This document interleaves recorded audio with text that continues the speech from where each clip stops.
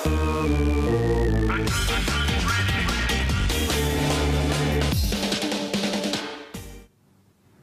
kematian Evan Christopher Situmorang seakan menambah kontroversi kegiatan masa orientasi sekolah atau MOS. Ya, dan untuk mengetahui kronologis kematian Evan, berikut liputan Nabila Zatadini dan juru kamera Eka Pamungkas. Semenjak salah satu pengguna Facebook mengunggah berita mengenai meninggalnya salah satu murid di SMP Flora Bekasi Utara, berita mengenai salah satu murid yang meninggal usai melaksanakan MOS semakin naik ke permukaan. Dan ada pun kronologis dari MOS tersebut adalah MOS dilaksanakan pada tanggal 7 sampai 9 Juli. Dan MOS dilaksanakan memang pada bulan puasa sehingga ada keringanan dari pihak sekolah bagi siswanya menjalankan ibadah puasa mendapat pilihan untuk dapat tidak mengikuti MOS. Dan usai MOS dilaksanakan, siswa mendapat libur karena Hari Raya Idul Fitri dan siswa kembali masuk sekolah pada tanggal 27 Juli. Namun pada tanggal 28 Juli, Evan mengeluh sakit dan orang tuanya membawa ke klinik terdekat. Dan karena pada keesokan harinya Evan tidak kunjung membaik, maka Evan dirujuk untuk dibawa ke rumah sakit yang lebih besar. Namun sayangnya dalam perjalanan ke rumah sakit, Evan meninggal dunia. Dan dari pihak sekolah menyatakan bahwa jarak dari MOS selesai sampai Evan meninggal terpaut jarak 17 hari. Sehingga perlu dilakukan pemeriksaan dan penyelidikan lebih lanjut apakah benar memang kalau penyebab MOS yang menyebabkan Evan meninggal dunia. Nabila Zatadini, Eka Pamungkas, Berita 1, Bekasi.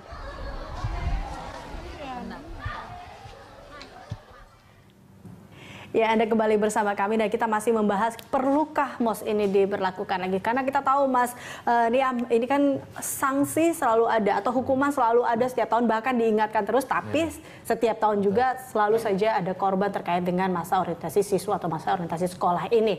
Nah, ini kenapa sih? Apa karena sanksinya kurang gimana hingga akhirnya mereka kurang jerak juga sehingga masalah ini tetap saja terjadi? Ya, tadi kurangnya pantauan juga dari sekolah? Betul, saya kira sekolah harus hadir secara utuh di dalam proses pembelajarannya. Relasi antara guru dengan murid itu pada hakikatnya relasi substitusi orang tua dengan anak, kan? Artinya seluruh prosesnya itu sekolah nggak bisa lepas tanggung jawab atau mendelegasikan lepas begitu saja kepada kakak kelasnya atau kepada orang yang tidak memiliki rentang kendali. Saya kira ini poin penting. Ikhtiar-ikhtiar untuk kepentingan proses perbaikan saya kira harus terus dilakukan, termasuk juga melakukan langkah-langkah pencegahan seluruh aktivitas yang berpotensi terjadinya bullying.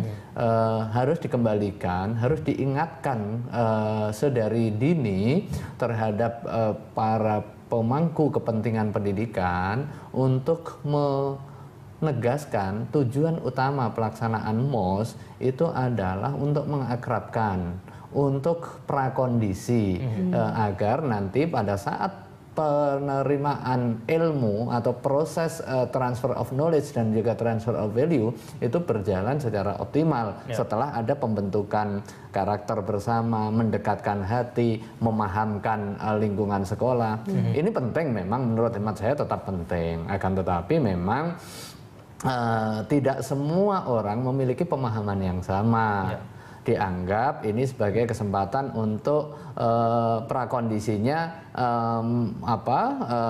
pembangunan mental, tetapi kemudian mengarah kepada hal-hal yang bersifat fisik. Kalau misalnya betul terbukti terjadi kekerasan gitu, kalau menurut Mas Dem ini yang terlibat gitu dihukumnya seperti apa sebetulnya yang tepat? Apakah kakak kelasnya harus dikeluarkan, kemudian kepala sekolahnya dicopot, atau seperti apa kemudian yang konstruktif begitu? Ini rentang kendali tanggung jawab kan sebenarnya ya. Tindak kekerasan itu tidak dibenarkan oleh etika, moral, dan apalagi hukum. Dalam kondisi tindak melanggar hukum, maka ada mekanisme hukum. Tindak kekerasan terhadap anak diatur secara eksplisit melalui Undang-Undang 23 tahun 2002 tentang perlindungan anak yang kemudian diperbarui melalui Undang-Undang 35 tahun 2014. Nah, akan tetapi mekanisme hukum itu pilihan terakhir tentunya ya. Jangan sampai kemudian itu terjadi. Kalau terjadi artinya semua rugi, sebenarnya semua rugi. Nah, hukum itu di dalam kerangka preventif dan juga warning. you jangan melakukan yang seperti ini, ada akibat hukum lah. Ada akibat hukum, ini bisa penjara 2,5 tahun sampai kemudian kalau mengakibatkan hilangnya nyawa bisa sampai 15 tahun gitu. Bisa bahaya ya. Maksudnya sekarang kalau posisinya kita lihat dari anaknya tersebut yang begitu Mos. Kalau dari ketika mereka mendapatkan penugasan yang menurut Anda tidak relevan, ada keanehan begitu. Menurut Anda si anak ini harus bersikap seperti apa? Karena kan dia tidak punya pilihan. Mengikuti nanti dia merasa dikerjai, dia tidak mengikuti dia akan dikucilkan begitu. Jadi menurut Anda solusinya bagaimana nih bagi si anak ini yang mengikuti Mos? Kalau dia di dalam proses Mos tentu ada variabel-variabel yang terlibat. Di situ ada peserta didik tadi itu yang cenderung itu jadi objek. Idealnya di dalam sistem pendidikan yang mengedepankan prinsip partisipatori, maka siswa itu sebagai subjeknya. Justru mereka lah yang berpusatnya kan sebenarnya. Bagaimana kemudian mengeksplor minat, bakat, potensi dan lain sebagainya. Ini tujuan lain di samping tujuan pengenalan belajar tadi. Tujuan tujuan MOS ini sebenarnya juga eksplorasi atas potensi para siswa karena interaksinya kan baru. Mana sih si A ini punya potensi apa? Matematik misalnya, si B punya potensi lari misalnya. Karena setiap anak itu kan terlahir punya potensi masing-masing, kemudian pendekatan multiple intelligence. Nah, dalam konteks itu terjadi, saya kira bisa lapor ke bapaknya berkomunikasi. Karena tentu 3 pusat pendidikan, itu ada guru, kemudian ada orang tua, kemudian ada anak yang teman sebaya. Idealnya memang, dan itu kami lakukan di lembaga pendidikan saya, sebelum pelaksanaan MOS itu ada persiapan, diajak komunikasi apa sih yang penting untuk kita komunikasikan, bahkan orang tua bisa dilibatkan, misalnya dia punya keterampilan apa, diajak untuk kepentingan mengisi itu, justru memberikan nilai tambah. Saya dulu perasaan 90-an nggak ada yang gitu-gitu amat begitu. Beda ya, beda MOS-nya dulu sama MOS-nya sekarang jadi beda nih gini. Oke, nah ini kita ada penelpon dari Jakarta, ada Bapak Rudolf. Selamat siang Bapak Rudolf. Selamat siang. Iya, silakan Bapak Rudolf.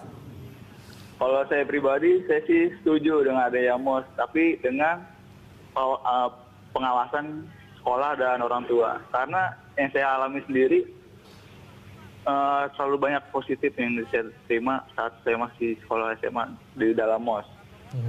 Karena saya bisa tahu apa kemampuan saya, kelebihan saya, dan bisa bersosialisasi dengan cepat dengan teman-teman yang baru, belajar di situ. Jadi di situ kelebihannya, asalkan di jalur yang tepat dengan pengawasan orang tua dan sekolah. Baik, Pak Rudolf, kalau saya boleh tanya dulu, waktu mengikuti MOS pernah merasa dikerjai tidak? Pernah diberikan tugas-tugas yang kalau menurut Anda ini tidak masuk akal tidak, Pak Rudolf? Kebetulan enggak ya.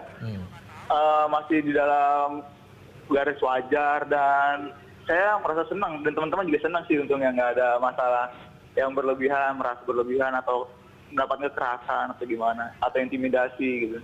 Tergantung, mungkin itu sih yang saya bisa kasih tahu dalam pengalaman saya. Oke, Pak Rudolf, dulu sebelumnya pada saat MOS juga ada pantauan ataupun dipantau dengan sekolah ataupun ada guru-guru baik orang tua dan siswa diikut sertakan dalam kegiatan MOS juga? Ya, kalau orang tua hanya diberitahu, tapi kalau guru tetap ikut dalam pengawasan. Dia mengawasi gimana-gimana. Jadi masih aman, nggak ada tindak kekerasan. Guru ikut terlibat gitu. Baik. Terima kasih Pak Rudolf dari Jakarta Timur. Mas Niam, kalau kita ya mungkin ini salah satu kasus ya, ternyata orang mendukung gitu. Maksudnya positif gitu.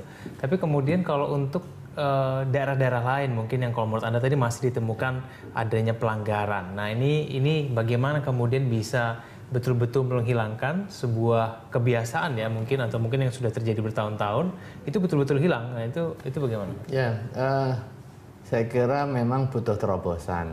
Saya mungkin mengusulkan misalnya diberikanlah semacam awarding bagi sekolah-sekolah atau kepala sekolah atau dinas misalnya daerah yang melaksanakan MOS yang kreatif begitu ya. Lomba misalnya yang paling kreatif, yang paling menjiwai pelaksanaan MOS sesuai dengan khitah dan sesuai dengan tujuannya, saya kira desain yang seperti ini bisa memotivasi mereka menjadi termotivasi untuk mendesain pelaksanaan MOS yang memang ramah anak dan partisipatif. Nanti diberikan indikator-indikator, misalnya keterlibatan siswa, keterlibatan orang tua, jenis kegiatannya, bagaimana menunjang proses pembelajaran, dan secara berkebalikan ada semacam reward dan punishment bagi sekolah atau daerah yang sini ada tidak terperhatikan pelaksanaan MOS, tidak teranggarkan, misalnya anggarannya harus diplot untuk kegiatannya, sehingga dengan anggaran yang sudah baku kan bisa kelihatan nanti jenis-jenis kegiatannya. Artinya ada relasi yang mengikatkan antara pemegang kebijakannya dengan pelaksanaannya. Saya kira ini bisa menjadi salah satu trigger untuk memutus mata rantai kekerasan itu dan tidak terus terbiarkan yang seperti ini seolah-olah negara nggak hadir. Kalau misalnya dari kementerian begitu memaksakan atau membuat format yang standar gitu, semua harus mengikuti sama gitu, menurut Anda bagaimana? Jadi sudah jelas gitu, sudah detail MOS diatur dalam 3 hari, 2 hari begitu. Tidak boleh di luar tidak boleh di luar itu. Sekolah. Apakah menurut Anda kementerian perlu membuat seperti itu? Tidak. Masing-masing daerah, masing-masing sekolah kan punya kekhususan dan karakteristik masing-masing. Susah jadi gitu. Makanya kemudian desain pendidikannya kan berbasis otonomi. Basisnya pun dulu pernah dikenalkan kurikulum berbasis sekolah, sekarang kurikulum 13 ini. Nah, peran negara di dalam hal ini Kementerian Pendidikan sebenarnya memastikan dan juga menjamin poin-poin yang tadi itu jangan juga terlalu militeristik, instruktif, toh pasti nggak mampu juga karena pendidikan bagian yang didesentralisasi, otonominya ada di daerah, kemudian sekolah punya kewenangan. Tetapi ada promosi dan demosi, ada reward dan punishment itu tadi. Harus menciptakan iklim berlomba-lomba mereka untuk melakukan kreativitas, desain dan juga pelaksanaan MOS. Bisa dengan stimulasi, dianggarkan misalnya MOS kreatif, kan itu bisa sebenarnya kan. Jadi diubah diubah dari MOS yang menakutkan menjadi MOS yang menarik sehingga mahasiswa ataupun siswa-siswanya menjadi tertarik untuk ikut MOS. Dan dicarikan best practice-nya kan. Itulah yang rata-rata kan teman-teman itu mengcloning atau mendesain kegiatan apa yang dia lihat, apa yang dia pikirkan. Ini juga terkait dengan pemberitaan, misalnya dia melihat dari senior-seniornya, kan gitu kan. Asalnya nggak ada ide itu, begitu dia saksikan, kemudian dia bercerita, dapatlah ide itu. Sekarang bagaimana didiseminasi begitu luas ide-ide kreatif di dalam pelaksanaan MOS yang kemudian itu nanti akan diambil, dicontoh, direplikasi dan juga diterapkan secara internal. Dan kemudian ini menjadi gerakan massal yang akhirnya dengan sendirinya menutup pelaksanaan MOS yang berbasis kekerasan itu atas nama kreativitas. Oke, baik, kita akan lanjutkan perbincangan ini, pemirsa. Kita akan lanjutkan di segmen berikutnya.